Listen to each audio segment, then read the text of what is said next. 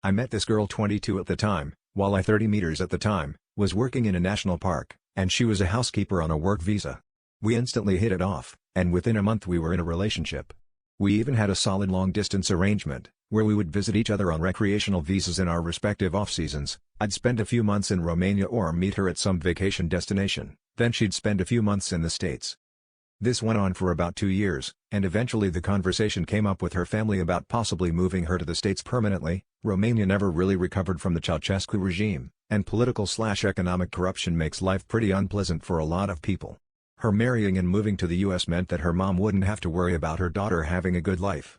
I arranged for sponsorship, and proposed to her. It seemed like my dreams were coming true.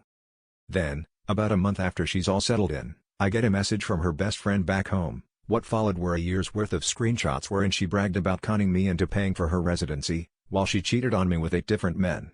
In her friend's words, "You are a good man and you don't deserve this." So, over the following 2 weeks, I reported her to ICE and Homeland Security for a conversation her brother and I had over a bottle. At one point, he bragged about how he had done time in prison for smuggling weapons to Turkish terrorists, and how she had been his lookout on several occasions. As you might imagine, in the War on Terror days, this was not taken lightly. She was immediately arrested and deported, and put on a permanent no-entry terror watch list. Want to take advantage of me and cheat? Have fun never being able to come back to the States, red heart emoji.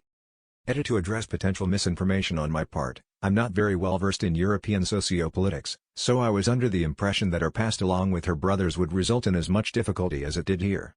I was misinformed, so thanks to everyone who set the record straight as far as her job prospects overseas. Smile.